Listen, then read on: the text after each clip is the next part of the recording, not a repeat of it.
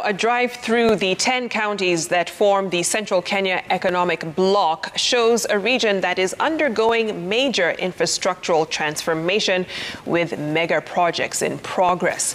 All the construction of the 48-kilometer Kennol-Marua dual carriage highway at a cost of 14 billion shillings and the construction of the 540 kilometers of Mau Mau roads at a cost of 30 billion shillings are among flagship projects being witnessed in the block alongside the construction of dams that could see thousands of acres put under irrigation to boost food supply. Our reporter Martin Munene toured some of these projects and brings us the story. If you're on a journey to central Kenya on the Nairobi-Nyeri highway, this is what you're likely to encounter. A diversion here, another there, heavy machinery and men at work. This is the multi-billion road expansion project currently being undertaken by the Kenya National Highway Authority, KENHA. It aims at making the 48-kilometer stretch a dual carriageway.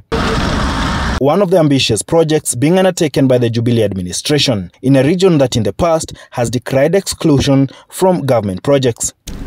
These mega projects are costing the taxpayer billions of shillings, but the government says that they will benefit millions of Kenyans, not just now, but for generations to come. We have traversed the central Kenya counties and had a talk with Kenyans on what they think about these projects. For some in Kirinyaga County, the dwelling of the Kennol-Marua highway presents not only a more efficient transport system, but also opens up trade opportunities.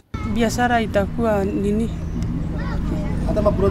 Yani watu wamejenga maploti, yani na biashara tutafungua biashara mingi huko kwa barabara. Naona tunabadilisha, tunapata kazi mingi, kuna maploti itajengwa hapa kwa hii area na akina mama tutawaona watujengee plot, anipatie kanyumba moja nifanyie kazi. Kwa hivyo nitasaidika kwa njia ya nafuu. According to KENHA engineers, this particular project will be completed by mid-2022 and it's meant to connect the region and country to neighboring countries. They assert that the road is worth every penny spent on it. Now, we are opening up ourselves, doing a lot of trading, cooperations with Ethiopia, with Sudan, with the countries in Southern Africa, our East African counterparts. So this road then is meant to provide a corridor for transit of goods all the way from Namanga to Addis and South Sudan. 48 plus 36 kilometers at a cost of about 14 billion Kenyan shillings. And you realize that this will be converted into a dual carriageway entirely. It also involves significant construction at places like Karatina, where you are going through a town. And yes, this is not small money, we realize that.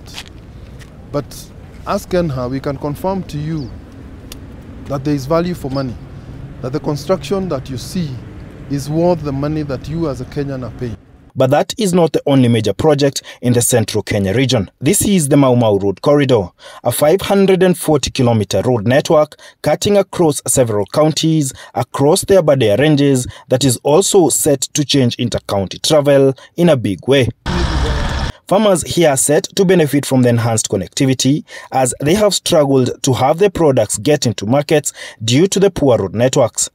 Watu walikuwa wanazunguka all the way mpaka Nyeri alafu ndio waende pande hii, lakini sasa wanatoka tu hapa shortcut, juu imekuja shortcut. Wakienda Nyahururu wanapita tu hapa nani dakika kidogo sana. Kwa hivyo inasaidia hata kama ni watu ambao wanafanya biashara, sasa unaona hawazunguki hiyo safari ndefu. Wamepata faida kubwa sana, hasa kupeleka mimea yao kwa soko, peleka mimea kwa soko, maziwa, kahawa. Sasa imekuwa ni kazi rahisi.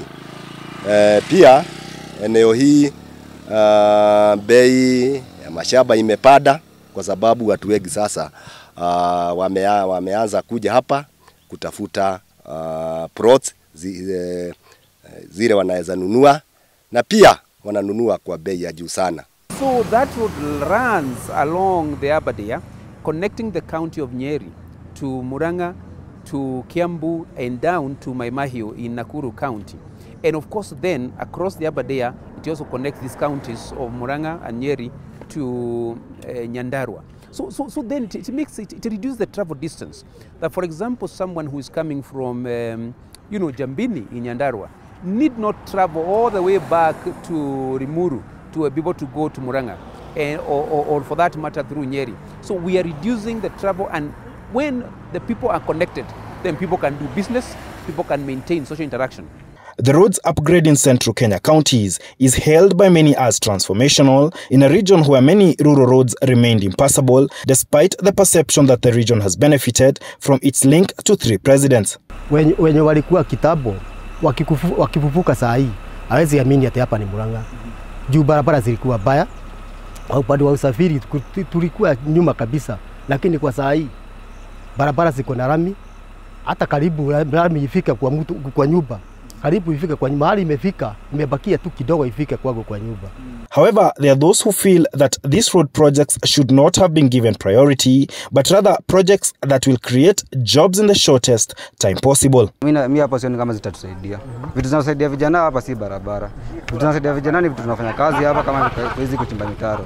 Juu kuchimba mitaro ni tusaidia directly. Unapewa pesa ya leo, lakini vitu kama barabara, mtu akitujengea barabara kwa saa hii hatusaidii. Project inasaidia watu ni kama hizi zinasaidia, zinakuta mtu penye yako anapewa pesa leo na inamsaidia leo. Lakini barabara ni ya long term, inasaidia wazazi wetu. Sasa hatusaidii barabara saa hii. So barabara hapana. For Kenya, a project such as the Maragua bulk irrigation and domestic water project that is being completed in Maragua County is more viable. The 800 million project is meant to supply both water for domestic and irrigation use to over 20,000 people in Murang'a County. Tusaidia vizuri kama sisi vijana kutoka time zilianza. Juu hizi projects zimetoka hapa kama tuna majob, tumekuwa hapa kwa vijiji, tumekaa tu hivi tunamtoa bangi na tunakunywa pombe. Lakini sasa kutoka wakuje, tunafanya kazi nyingi na wao na tumeona usaidizi wao. Tunafanya vibarua za hapa kila siku, tunapata mshahara poa. Tunalea watoto na tunafanya kusaidia wazazi. Bado tunajisaidia, tunanunua nguo na tunafanya kazi mingi sana. The dam is at 100%. The pipeline currently we are at 70%. The treatment plant that we are doing there in Gakoigo is 85%. So basically our timelines is, God wills, by April the project will be over.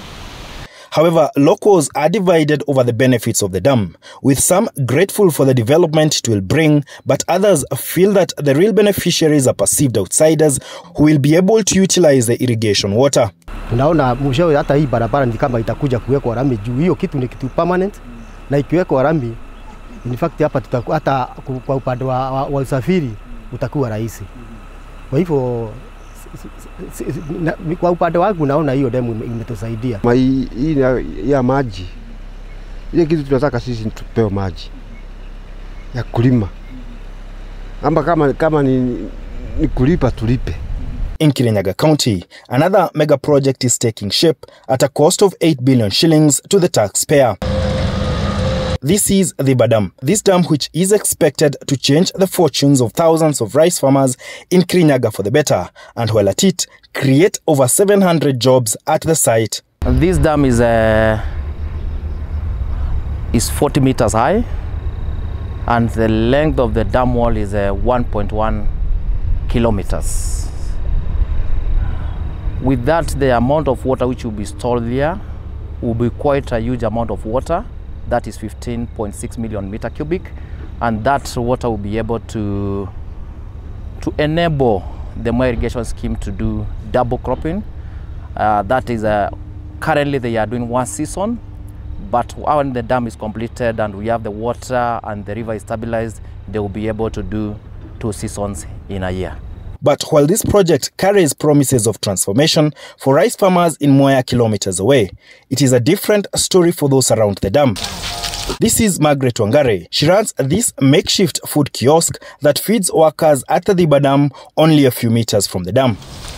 She is unhappy and feels left out because she believes that those who will truly benefit from the dam are kilometers away. Hii damu haitusaidii, inasaidia watu wa Moya. Sisi hatusaidiki hata kidogo nayo. Tungetaka tulipwe ili hata kama mtu ataenda kununua pahali nyingine anunue pahali at least atakuwa anaishi mzuri. In Moya, however, at this vast rice fields, the locals can't wait for the dam's completion. Sababu tumekuwa na shida ya maji lakini tuko na baadhi sababu tuko na mradi inaendelea ya dam na tunatarajia hii mwaka itaisha na ikifunguliwa itasaidia mkulima hapa. Mbeleni tulikuwa tunalima mara moja kwa mwaka, lakini sasa tulikuwa tunalipa kama mara 3 hivi kwa mwaka. Ya dhifa inatusaidia juu sasa kama kuna huko chini kabisa maji huwa haifiki, na hii mradi dam ya dhifa ikitengenezwa maji itakuwa inafika kwa haraka. Juu sasa zingine hata unaweza enda kuweka maji hata usiku mzima hujajaza eka hata nusu, lakini unaona ile ikiisha maji itakuwa mingi.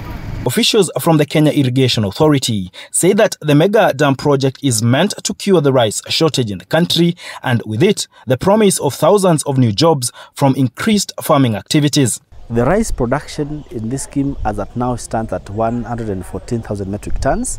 We'll be able to increase this production to about 200,000 metric tons. Of course, now that goes a long way in minimizing the rice deficit that we bridge by importing from other countries. Every acre creates 5 direct jobs, so we will increase the direct employment opportunities from this scheme from the current 125,000 acres to about 175. I mean, from the current 125,000 people to 175,000 people. Those are the direct jobs that will be created. And if you look at the indirect jobs, they go to thousands of jobs. But what do economists say about the viability and sustainability of this project? Dirango Gashunia is the CEO of Central Regional Economic Bloc, CEKEB. The economist opines that the project will have a positive transformational impact on the region's economy. About 10 kilometers on both sides of the highway are affected by this kind of development. It is past economic activity, 10 kilometers on each side of the highway. Gashunia dismissing those alarmed at the use of borrowed billions in the projects, stating that the investments are worth the cost. So in terms of opening up the economy of Central Region, this is a game changer. And having been expedited and almost completed during the administration of Uhuru Kenyatta, the people of this region should be forever grateful to what that has done. And whether this road was built on borrowed money, this is an investment that is going to pay back. It has a high return on investment.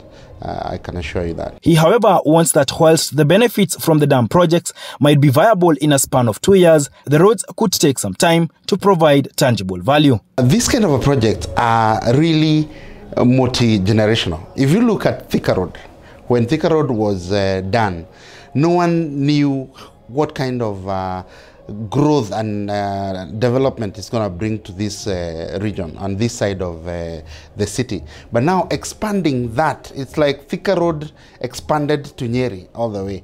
So it is going to take another 10, 20 years, and the value of property in this whole region will change, because I mean, it will make sense to go and live in Kabati, for example, as opposed to live in Dandora or some other suburb. To some, these projects are sinkholes for borrowed money, but to others, the projects have been likened to what happened in the United States in the 1930s, where major infrastructural projects were undertaken in an economic recovery Grand Marshall Plan, setting the country on a path of prosperity for generations.